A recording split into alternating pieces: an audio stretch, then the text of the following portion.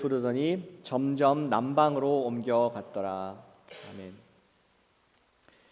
이 설교의 왕자라고 불리는 스펄전 목사님, 그런 별명 어떻게 짓나 모르겠어요. 설교의 왕자, 설교를 굉장히 유창하게 했던 분으로 역사 기억하는 분입니다. 그분의 설교의 예화 중에서 이러한 것을 접하게 되었습니다. 그분은 비유로 말하기를 우리 그 하나님의 하나님을 샘에 비유하고, 그리고 하나님께서 주시는 은혜, 선물들을 강물에 비유한 그런 예화를 접하게 되었습니다.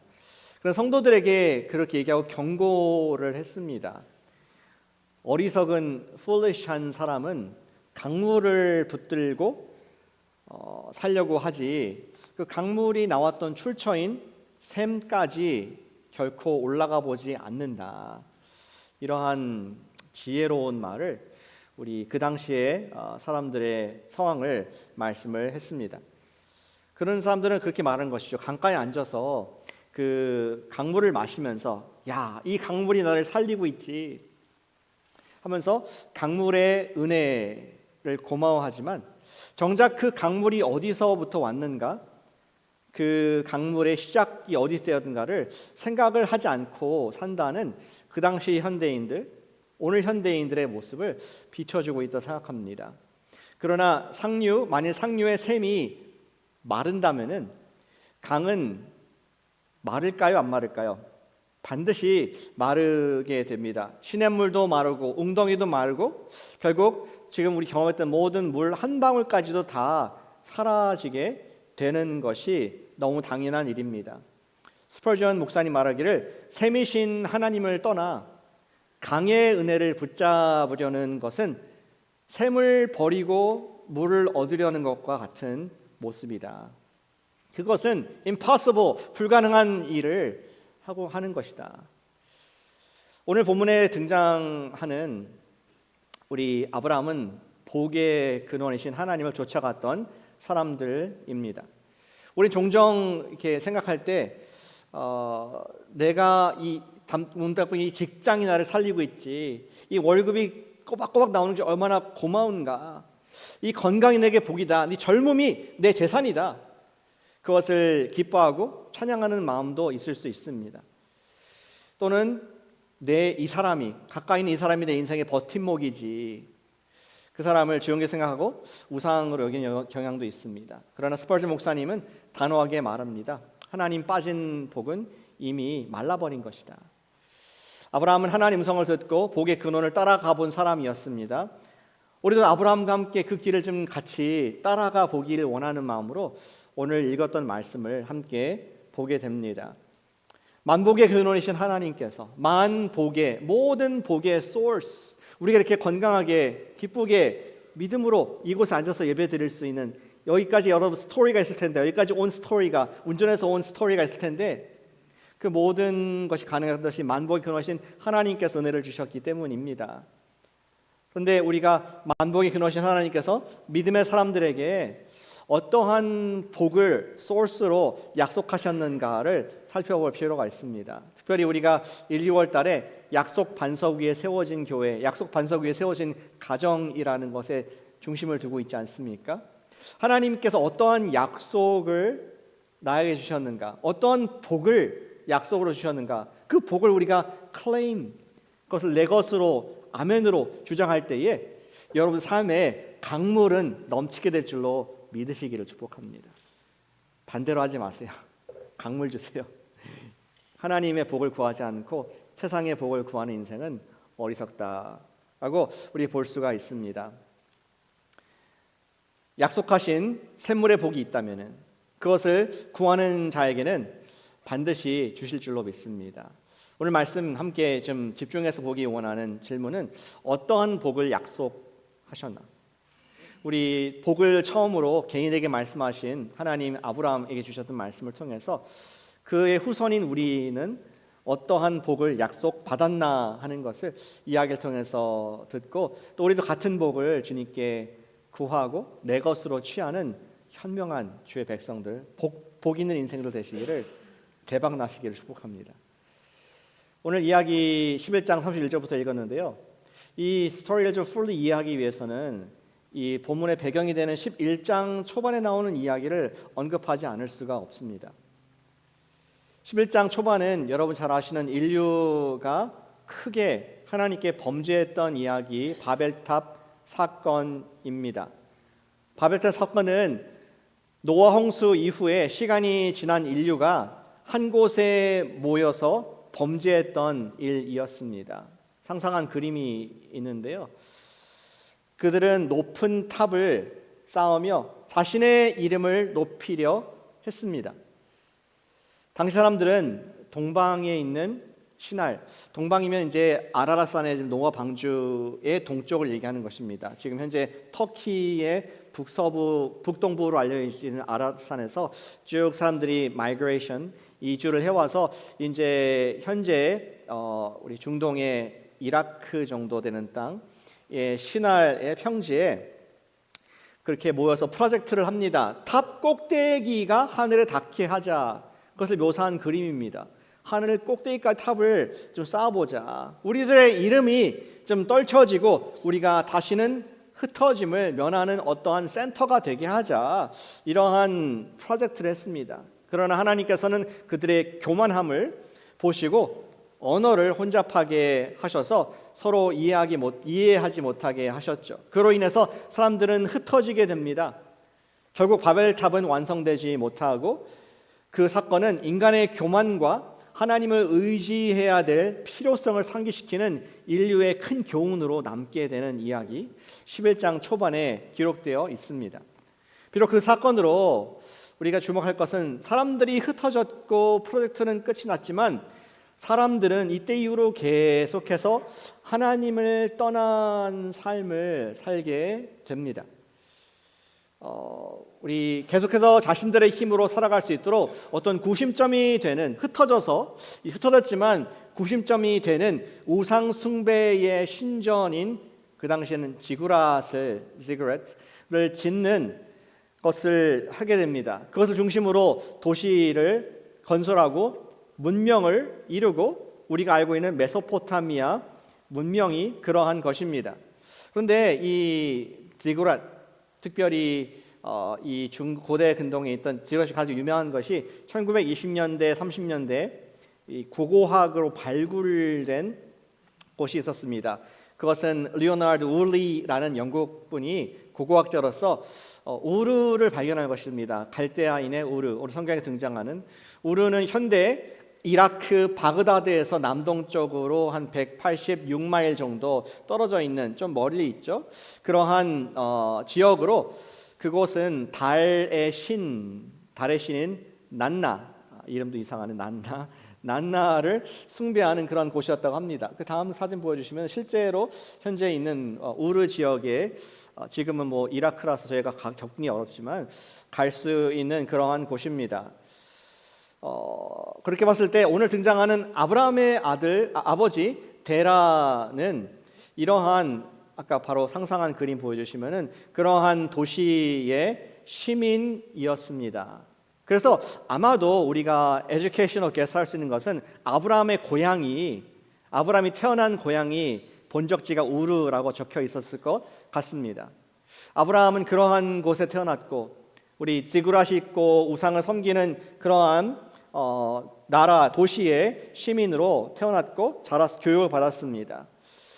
그러다가 아버지 데라는 오늘 읽은 것처럼 우르에서 조금 떨어진 하란에서 205세로 생애를 마감을 하게 됩니다. 그런데 그때에 아버지가 이제 돌아갔을 때에 하나님께서 아브라함에게 놀라운 인비테이션 초대를 하시는 것을 우리 12장 1절에서 볼 수 있습니다. 그러한 배경 속에서 12장 1절에 나온 것입니다. 뭐라고 초대합니까?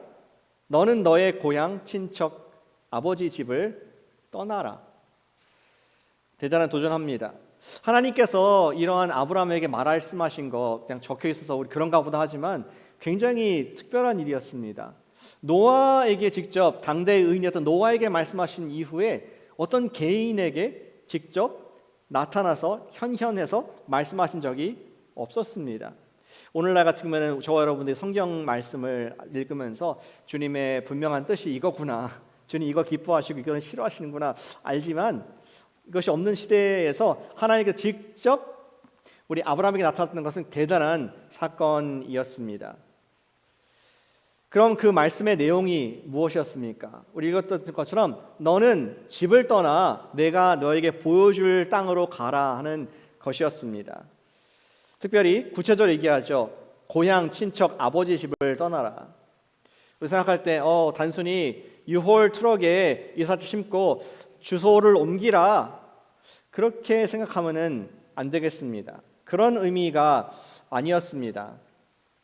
하나님께서 지금 떠나라고 한 것은 단순히 고향을 떠나 정든 가족을 떠나는 것이 아니라, 지금 말씀드린 배경에서 이해를 한다면은 지금까지 그가 익숙했던 지구랍 탑을 쌓는 그러한 우르에서 벗어나오라.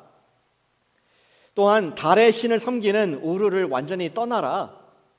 우르 및 메소포타미아 지역들은 바벨탑을 쌓던 장소들이었고, 사람들이 성공을 위해서 모이는 장소, 사람들이 my name을 great하게 만들기 위한 그런 사람들이 혈안에 대해서 모인 장소가 바벨의 장소였고, 또 우르 지역이었던 것이었습니다. 어쩌면은 우르의 시리 그 센터, 거기 시민회관에 그러한 문구가 적혀 있을 것 같아요. 우리 창세기 11장 4절에 문구가 적혀 있는데 이렇게 적혀 있습니다. 또 말하되 자 성읍과 탑을 건설하여 그 탑 꼭대기를 하늘에 닿게 하여 우리 이름을 내고 온 지면에 흩어짐을 면하자 하였더니 라고 했던 옛날에 그 바벨탑의 모토를 그대로 갖고 와서 우르의 시청의 현판에 이것을 자기네 가치관으로 적는 그러한 문화권이 우르였고, 데라 살던 시민의 곳이었고, 아브라함이 고향으로 삼고 있던 곳이었습니다. 그런데 하나님께서는 그곳을 떠나라, 그리고 어디로 갈지는 말씀해 주지 않았습니다. 장소를 말씀해 주지 않았습니다. 다만 1절에 보니까 내가 너에게 보여줄 땅으로 가라. 다시 말해서 내 말만 믿고 그냥 쫄래쫄래 따라오면 마라. 마치 지금 넌 강을 보고 있는데 네 인생의 축복이란 강, 패밀리란 강이 있는데 이것이 소스가 어딘지 한번 강을 따라서 나와 함께 좀 와보자 하는 그러한 초청을 하고 있는 것입니다. 아브라함 어디로 갈지 몰랐지만 나를 믿고 신뢰하면서 한번 보여줄 땅으로 가라, 이렇게 표현을 하고 있었던 것입니다. 비록 목적지는 몰랐지만 하나님께서는 아브라함에게 그 상류에 샘이 어떠한 샘이 있는지를 2절에 정확하게 그 프라이즈를 보여주고 있습니다. 2절 그 유명한 말씀인데 같이 한번 읽어보실까요? 내가 내 말씀으로 주장하는 마음으로 같이 2절 읽어보겠습니다. 내가 너로 큰 민족을 이루고 내게 복을 주어 내 이름을 창대하게 하리니 너는 복이 될지라. 아멘. 이것은 아브라함이 살고 있던 우르 사람들이 갖고 있던 복과는 많이 다른 그러한 개념이었습니다. 앞서 말씀드렸듯이 우르 또는 바벨의 복은 무엇이냐? 그들 인생의 성공을 위해 사는 것이 복이었습니다. 나의 탑을 쌓는 것, 나의 도시를, 내 이름을 새기는 도시를 건설하는 것을 목적으로 살고 있었던 그러한 곳이었습니다. 그리고 그러한 것을 이룬 사람을 정말 복받았다 이렇게 여기는 사회에 살고 있었습니다. 사람들은 누가 더 자기의 탑을 더 높이, 더 많이, 더 크게, 누가 더 아름답게 이것을 쌓느냐를 경쟁했고, 또 그렇게 한 사람을 박수 쳐주면서 당신은 대단하다, 그 당시에 아이돌로 삼는 그러한 문화 속에 있었던 것입니다. 그러나 하나님께서 지금 말씀하시는 아브라함에게 떠나라 하면서 내가 너에게 줄 샘의 근원은 이거다 하는 그 복은 굉장히 다른 것이었습니다. 아브라함이 너는 부자가 될 것이다, 너는 새 땅에서 네 이름을 걸고 네가 군림하는 왕이 될 것이다 약속하지 않았습니다. 거대한 건축과 큰 문화를 이룰 것도 아니었습니다. 다만 그에게 약속한 2절의 말씀은 무슨 뜻이었습니까? 그를 통하여 많은 사람들이, 너를 통해서 많은 사람들이 복을 누리는 너는 채널이 될 것이다.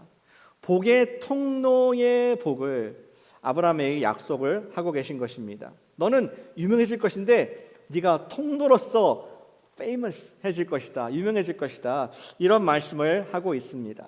그리고 이어지는 3절에서도 여전히 아브라함 자신에게 어떠한 직접적인 프로핏, 이익이 갈 것을 말하는 것이 아니었습니다. 3절도 보시면은 아브라함, 너를 축복하는 자에게 내가 축복하겠고, 너를 축복하는 게 아니라 내가 그 사람을 축복하겠고, 너를 저주한 사람을 내가 그 사람을 저주하겠다 하면서 역시 아브라함이 아닌 다른 사람을 위한 통로가 되어 이 땅에 복에 흘러가는 통로가 되도록 너를 그러한 복을 주겠다. 하나님의 복의 개념을 확인해 주셨습니다. 이 말씀을 잘 정말 새기실 수 있기를 바랍니다. 하나님께서 아브라함에게 약속하신 복은, 그리고 우리에게, 저와 여러분들 약속하시는 복은 세상에서 말씀하는 성공의 복이 아니라 통로의 복인 줄로 믿습니다. 그리고 우리 창세기 우리 새해 때 특별 새벽 기도 때도 언급했지만 이 통로의 복을 성경적인 다른 말로 한다면은 번성의 복을 받는다라고 말할 수 있겠습니다. 우리 같이 해보실까요? 번성의 복을 주시옵소서. 번성의 복을 주시옵소서. 만사, 형통, 부귀, 존귀, 보화가 아니라 정말 저에게 번성의 축복, 아브라함을 주셨던 번성의 축복을 구하는 것이 하나님의 약속 있는 복의 우리 약속인 줄 믿습니다. 과연 이 번성의 복을 구하는 것, 그것이 아브라함에게 보장된 약속이었고, 또 우리에게 이 말씀을 남겨주신 이유가 아브라함의 후손인 우리가 역시 번성의 복을 구할 수 있다. 그냥 강만 붙잡고 살지 말고 그 강의 근원이 되는 더 큰 복을 구하라. 이것을 알게 하려고 우리에게 이 말씀을 남겨주셨습니다. 번성의 복을 구할 수 있기를 축복합니다. 바벨의 세상, 우르의 세상, 그리고 우리의 세상, 이 구하는 복은 형통과 성공의 복입니다. 그러나 하나님의 사람이, 저와 여러분들이 진정으로 구할 복은 통로의 복, 번성의 복인 것을 말씀을 하고 있습니다. 저도 말씀드렸지만 성경에서 번성은 나의 부를 축적하는 복이 아닙니다. 내가 받은 생명을 누구한테 흘려보내는 것이 통로의 복, 번성의 복입니다. 성공은 누굴 채웁니까? 나를 채우고 내 탑을 쌓는 것이지만, 번성은 생명을 흘려보내는 것이고, 번성은 나로 인해서 누군가 배가가 되는 것이고, 우리 번성은 재생산이 되는 것입니다. 나를 통해서 누군가의 복을 받는 것이 번성의 복, 통로의 복이 되는 기쁨인 것입니다. 우리말에 사촌이 땅을 사면은 어디가 아프다고요? 배가 아파야 되는데 사촌이 땅 사기를 바라는 거, 옆에 있는 이웃이 나보다 더 잘 되기 원하는 거, 나를 통해서 저분이 하나님의 은혜를 경험하고 예수님 믿게 되는 것, 그것이 복의 소스가 되는 것을, 그 비밀을 깨달으시기를 축복합니다. 과연 아브라함은 어떻게 됐을까요? 그가 이 번성의 복을 받은 주인공이 되었는데, 역사를 뒤로 돌아보니까 과연 하나님께서 아브라함에게 통로의 복, 번성의 복을 주셔서 이 세상의 많은 민족이 우리 아브라함을 아버지라고 부르고 있다는 것을 우리는 알고 있습니다. 아브라함을 통해서 우리한테는 더 의미가 있지 않습니까? 아브라함을 통해서 이스라엘이 나왔고, 이스라엘 통해서 유다가 나왔고, 유다를 통해서 예수 그리스도, 다윗이 나왔고, 다윗을 통해서 예수 그리스도 나왔고, 예수님을 통해서 저 여러분들이 정말 주님을 경배하는 이러한 영향력을 아브라함으로부터 시작된 믿음으로 영향을 받고 있습니다. 과연 통로의 복, 번성의 복을 받은 아브라함은 그 이름이 great, 창대하게 되어서 오늘날까지 세계의 3대 종교가 시조로 이름할 만큼 그의 영향력은 엄청난 것인 것을 과연 이 말씀대로 이루어졌음을 우리는 보고 있습니다. 우리도 주님께 받을 수 있는 약속이 있는 복은 통로의 복, 번성의 복인 줄로 믿습니다. 그렇게 기도하는 것이죠. 나를 통로로 예수 제자가 세워지게 해주시옵소서. 나를 통로로 해서 복음이 흘러가게 해주시옵소서.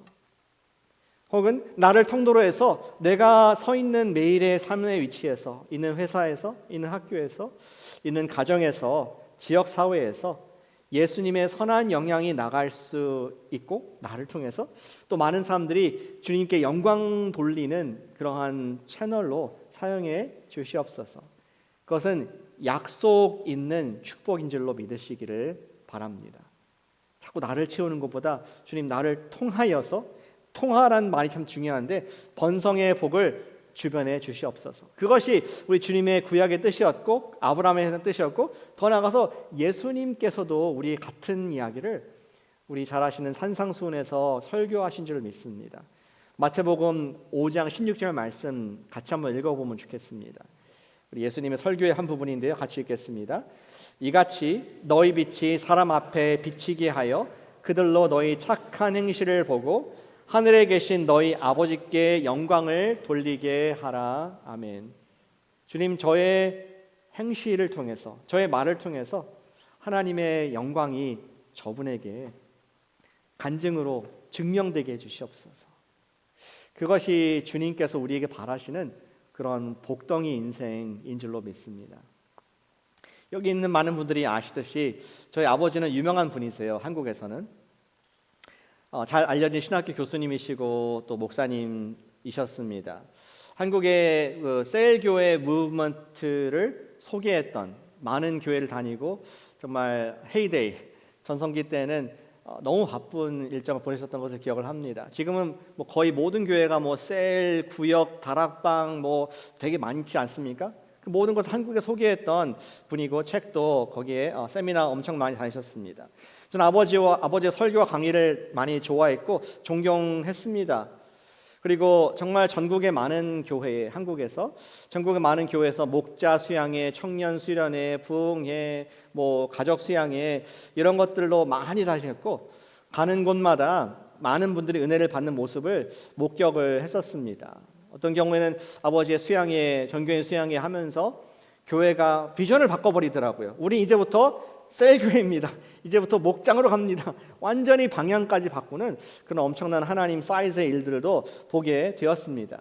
그러다 제가 청년 때에 수백 명이 모인 한 연합 청년 수양회에 참석을 했고 그때 저희 아버지가 강사 중에 한 분이셨습니다. 아버지의 말씀이 끝나고 저희 무대에서 찬양팀이 찬양을 인도한 뒤에 인도자가 올라오셔서 청년들을 초대했습니다. 앞으로 초대하는 시간을, 기도하는 시간을 갖게 되었습니다. 마음의 치유가 필요한 청년들, 주님께 다시 헌신할 필요가 있는 분들, 믿음의 격려가 필요한 분들, 그냥 나오고 싶은 분들 다 앞으로 나오라 이렇게 얘기했을 때 많은 청년들이 여기에서 무대에서 밑에서 무릎 꿇고 서서 기도하는 모습들을 보게 되었습니다. 그때 제가 올라갔을까요? 안 올라갔을까요? 안 올라갔을 것 같죠? 네, 저도 그랬을 것 같아요. 근데 그때는 이상하게 올라갔습니다. 그때는 이상하게 올라갔고 저도 기도를 받기 위해서 올라갔습니다. 여러 목사님들이 나온 청년들을 위해서 기도해 주셨는데 제가 고개를 숙이고 기도하는데 갑자기 낯익은 목소리 들리는 겁니다. 저희 아버지가 저를 위해서 그 기도를 이렇게 해 주셨습니다. 그리고 그때 기도해 주셨던 내용이 지금까지도 잊지 못할 것으로 기억이 납니다.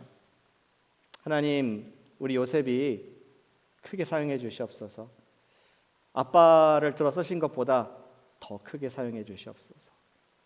저는 그 기도를 들으면서 그 이해가 되지 않았습니다. 제가 너무 존경하고 이러한 많은 하나님의 일들을 한국 교회에 크게 쓰임 받는 분인데 어떻게 저런 기도를 아들을 위해서 할 수 있을까? 그때 저는 주체할 수 없어서 크게 감격하고 눈물을 막 울보가 되어서 같이 아버지 부둥켜 안고 기도했던, 울었던 기억이 납니다. 어쩌면 그때 제가 주님의 일에 헌신을 했고 그때 감격이 지금도 여전히 있기 때문에 이 자리에 사명감을 가지고 서 있다고 저는 믿습니다. 우리 부모님들 그런 기도 해주세요. 우리 아이가 나보다 더 크게 쓰임받게 해주세요. 우리 아이가, 우리 자녀가 하나님 영광을 마음껏 내가 신앙생활하는 것보다 더 영향력 있게 쓰임받게 해주세요. 그런 기도를 해주실 수 있기를 축복합니다. 여러분들이 복을 흘려보낼 대상은 누구일까요? 여러분이 번성의 복을 주님께 구한다면은 잘되기 원하는 내가 축복할 대상은 누구입니까? 예수 제사의 번성의 통로가 되어 누군가의 기쁨이 되어주고 주님께 영광된 복에 여러분들이 통로의 복의 주인공 되시기를 축복합니다. 번성의 복 받으시기를 축복합니다. 여러분 계신 그 땅이 어디든지 내일 월요일날 먼데이, 튜스데이 시간을 많이 보내신 곳이 그 어디든지 여러분 갈 때마다 기도하시기를 축복합니다. 주님, 나로 인해서 여기 있는 분들이 하나님의 선하심을 알게 해주시고 여기 계신 분들이 나로 인해서 잘되게 해주시고 나로 인해서 이곳에 예수님 믿는 분들 영혼 구원, 천국 가는 하나님 백성 되게 해주세요. 누가 알아주든 못 알아든 정말 여러분들이 그런 번성의 복을 구할 때에 이 복을 클레임하는 여러분들의 것으로 주장하는 축복의 주인공 되실 줄로 믿습니다. 번성의 복을 구하는 것, 통로의 복을 구하는 것, 그것을 또 내가 내 것으로 취하는 사람이 하나님께서 약속을 하시는 내가 너를 반드시 축복하리라, 내가 너를 통해서 큰 민족을 이루고 하나님 나라를 확장하리라 말씀에 또 열매를 보게 되실 줄로 믿습니다. 과연 복의 근원이신 하나님 말씀에 순종한 아브라함은 어떻게 되었을까요? 오늘 이야기 뒷부분을 볼 수 있습니다. 아브라함이 하나님의 인도를 받으며 순종함으로 들어간 곳은 4절 5절에 보니까 가나안 땅이었습니다. 결국 따라가 보니까 가나안 땅으로 인도하신 것입니다. 4절에 아브라함이 여호와의 말씀을 따랐고 왼발 오른발 왼발 이쪽 갈까요 저쪽 갈까요 따랐을 때 5절에 보니까 마침내 내가 눈을 들어보니까 가나안 땅에 들어갔더라, 이런 표현입니다. 그는 계획하지 않았지만 말씀을 따라 인도함을 받은 곳이 가나안 땅이었고 그곳에 이르게 된 것이었습니다. 아브라함이 약속의 땅에 어떻게 이르렀을까?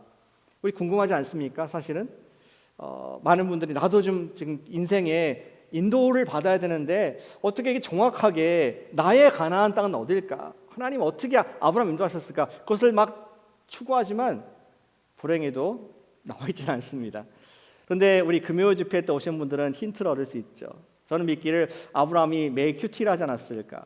매일 큐티하면서 일순종을 하면서 한 발짝 한 발짝 하나님 주신 말씀을 따라 갔을 때에 그가 이른 하나님의 약속의 땅에 이르게 되었습니다.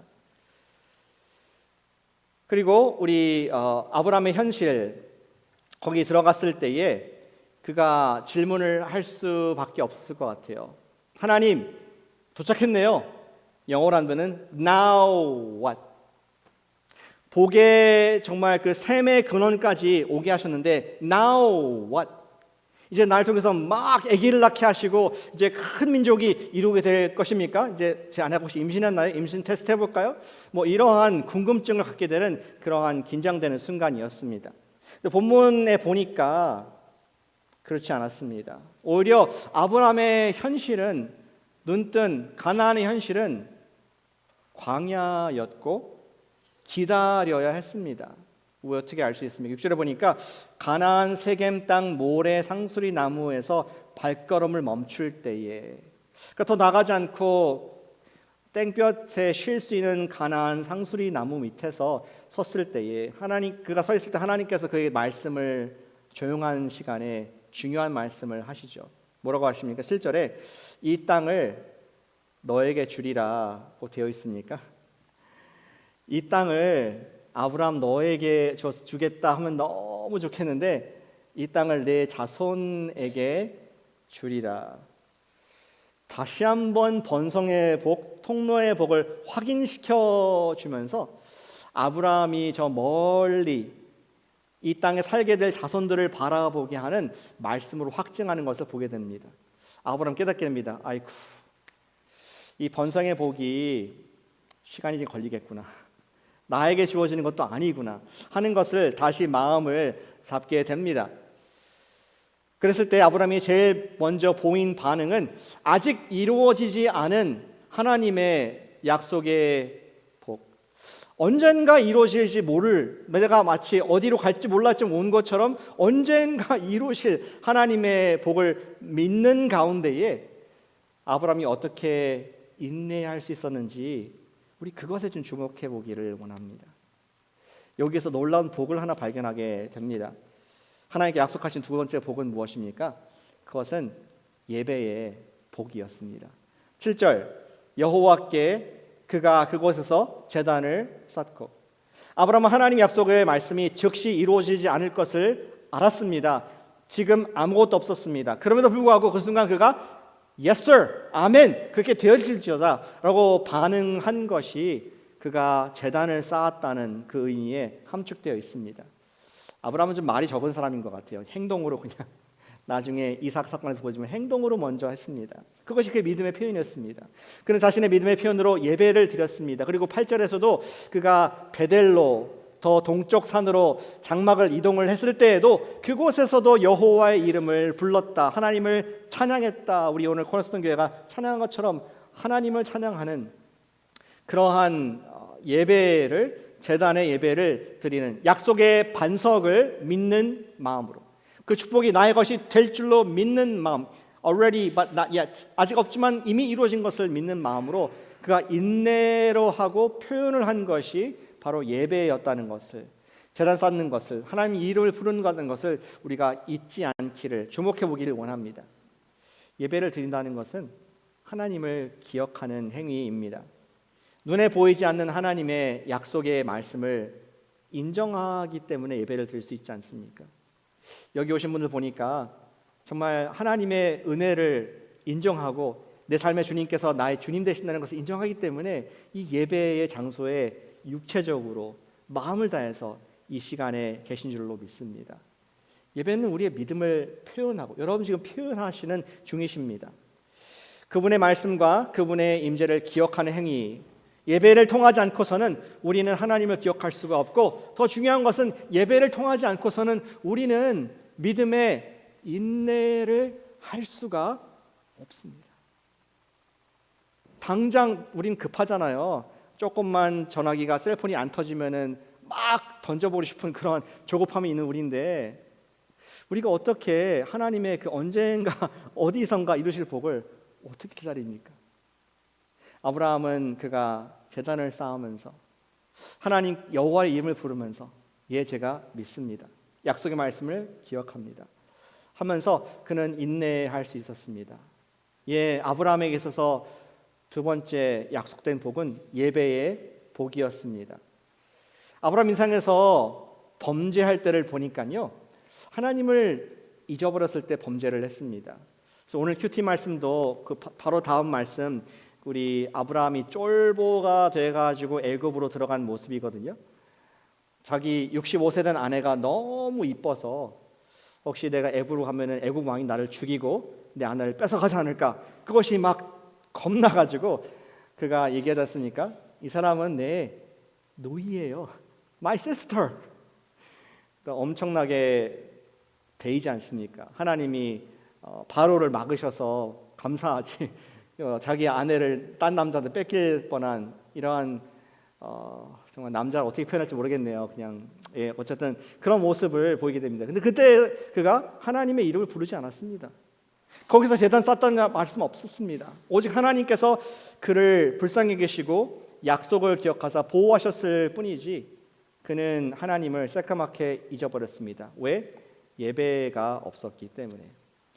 우리에게 번성의 복을 약속하시는 주님 앞에서 우리가 인내할 수 있기, 우리가 구할 수 있는 복은 예배의 복인 줄로 믿습니다.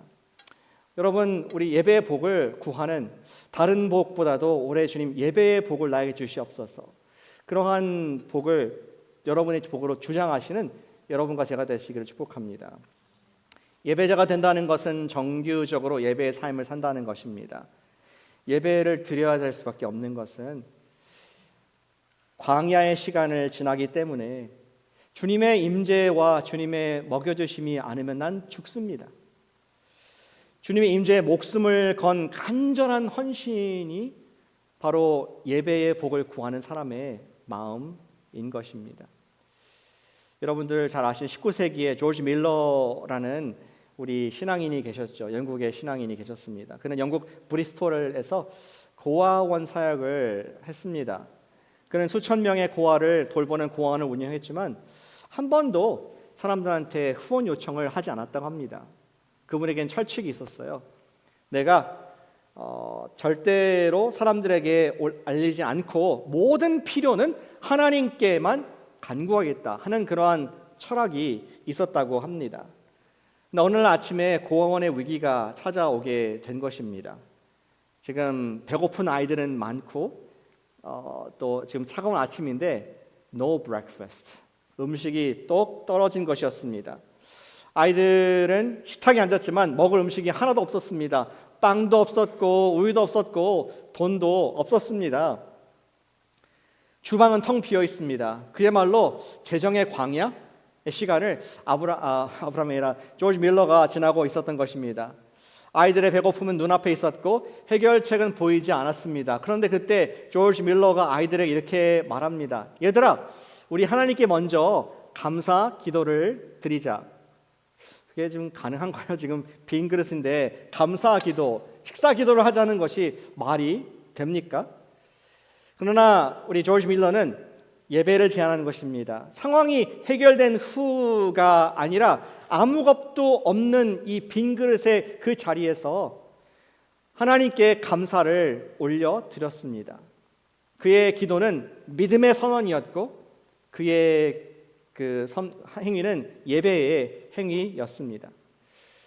이 기도를 마치자 고아원 밖에서 문을 두드리죠. 보니까 옆집에 있는 그 제과점을 하시는 빵집의 분이 두드리면서 이렇게 얘기했다고 합니다. 제가 밤새 잠을 못 잤습니다. 잠이 안 오더라고요. 우리 고아원의 아이들 갑자기 생각이 나가지고 잠이 안 와서 빵을 구웠는데 혹시 좀 드셔 주시겠습니까? 그래서 갑자기 빵이 생긴 것입니다. 또 잠시 후에 또 문이 두들겼는데 이번에는 우유 배달부였습니다. 아니 하필이면은 수레에 싣고 가는 이 우유가 있는데 이 수레가 이 바퀴가 여기에서 망가져가지고 이 우유 다 상하게 생겼어요. 혹시 이제 우유 필요하신가요? 그래서 역시 우유를 받았다는 그러한 이야기입니다. 그날 아침에 아이들은 배불리 음식을 먹었습니다. 그림 보여주시면 좀 더 생생하게 볼 수 있습니다. 조지 밀러는 훗날 이 일을 생각하면서 말했습니다. 하나님은 우리가 필요를 알 때보다 우리가 하나님을 신뢰할 때에 더 크게 영광 받으신다는 것을 깨닫게 되었습니다. 그에게 가장 깊은 신앙의 순간은 재정이 넉넉할 때가 아니라 아무것도 없을 때에 드렸던 기도와 예배의 순간이었습니다. 사랑하는 여러분, 여러분들 집에 먹을 것이 없습니까? 예배 드리시기를 축복합니다. 당장 내가 기도하고 꿈꾸는 어떤 강물의 은혜가 지금 내 앞에 없다고 할지라도 주님, 저를 통해서 번성의 복을 주실 것을 내가 구했고 믿기에 오늘 제가 주님을 예배합니다. 주님의 예배하는 복을 구하시기를 축복합니다. 빵과 우유의 기적이 있으시기를 축복합니다. 인생의 갈림길에 있습니까? 광야를 통과하고 있습니까? 그 어느 때보다 주님의 임재를 느낄 수 있는 강력한 주님의 카이로스 축복의 때인 것을 우리가 염두하시기를 축복합니다. 우리가 예배의 복을 구한다는 것은 예배를 간절히 사모한다는 것 아니겠습니까? 예배를 간절히 사모한다는 것은 예배 전 5분 전에는 와야 되지 않겠습니까? 아멘. 5분 전에 와서 기도하면서 주님, 나를 축복해 주시옵소서. 나에게 우유와 빵을 주실 줄로 믿습니다. 아직 내가 주님께 약속한 큰 거대한 번성의 복까지는 아니라도 주님, 내가 오늘을 견딜 수 있는 일용할 양식을 나에게 주신 줄로 믿습니다. 그러한 예배를 통한 기적이 매일 있으시는 2026년 되시기를 축복합니다. 아멘은 클레임하는 겁니다. 그렇게 되기를 내가 원합니다. 그 복을 내가 받게 해주세요. 옆에 가서 내가 받게, 이런 거는 좀 이기적이 됩니다. 복 받는 건 나를 복 주세요. 저 사람 잘 되게 해주시고 복은 나한테 주세요. 이렇게 우리가 기도할 수 있고 요청할 수 있습니다. 예배의 복을 간절히 구하며 올해 매주일 예배에 간절한 마음으로 은혜를 구하고 광야에서 메추리와 만나의 기쁨을, 그러한 종류의 예배의 복을 누리는 여러분과 제가 되시기를 주님의 이름으로 간절히 축복합니다. 아멘. 우리 찬양에 올라오시고요. 같이 기도하는 시간, 좀 집중해서 기도하는 시간 갖기를 원합니다.